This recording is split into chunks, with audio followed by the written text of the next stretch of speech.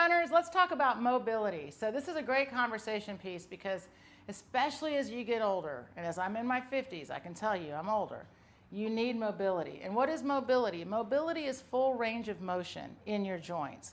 So it's important to be able to do things like wrist circles, arm circles, hip circles, because that's what the hip does. It's a ball and socket joint, ankle circles. So the reality is the exercises for range of motion, for mobility, are very simple, and they work like with your body. So think about like as a runner, right? I need my arms to swing. So I want to have full range of motion in my shoulders. You also want to have range of motion in your neck. So exercises where you work on range of motion here. It's amazing. You need to have, I call it, all your swivels need to be free. Your wrists need to be able to circle. Your arms need to be able to rotate. You know, I do things like this, where I check, that even my elbows are free, just like you want your knees to be free. So instead of thinking about I need to do exercises that pull on me, right? We always think of mobility, it's kind of like with stretching, like I need to pull on the muscle. You absolutely need to do balance work. So we want to do exercises that increase our range of motion, right? So we do things like arm circles, wrist circles, things like that. And then you do want to do some static holds. Those are great stretches as well. Just do them in a way that you're supported and you work just within your range of motion.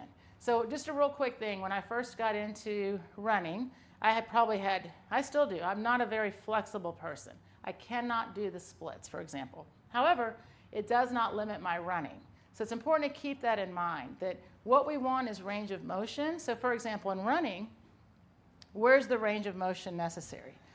In the hips quite a bit, and of course in the arms and torso, because you want in the air to be here, right? So you want to do range of motion exercises that allow you to get into that position. So that's why if you join RunRx, you'll see it. Or even if you just see our YouTube videos, RunRx Reboot, I include things like the runner's lunge, which is a very common way to work on range of motion. And then I do things inside of the runner's lunge, like movement, because this, see, is going to increase my range of motion. But again, I'm not, so movement stretching, or dynamic stretching if you want to call it. It's a lot of terminology, but it all goes together. So I really like to mix mobility, range of motion work with static stretching and also strength training. So that's how I train my runners. We do skill, strength, and self-care. And of course, like I said, you can see it. It's in my free 3-2-1 run. It's on the RunRx Reboot. But that's the best way to get range of motion. And it's not that there's one best exercise. For example, if you struggle getting into the runner's lunge initially, or you have a knee issue, you can absolutely take it on your back and get right into this kind of movement.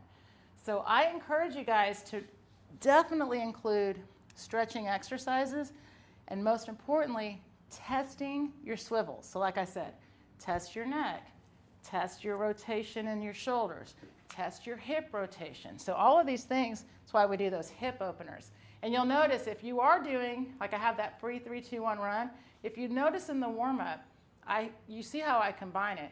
You've got hip lifts to activate the glutes, start opening up the hips. We get right into those these hip openers, which is a really great exercise. And then you can get into, of course, increasing that range of motion in a safe way. But absolutely you need to do mobility work. Just know it doesn't have to be excessive. It can just be very simple, effective exercises. So let me know if you try adding in some arm circles, things like that. And again, check it out on the app or on our YouTube. Thank you again for watching and listening, and of course, subscribing. Have a great run.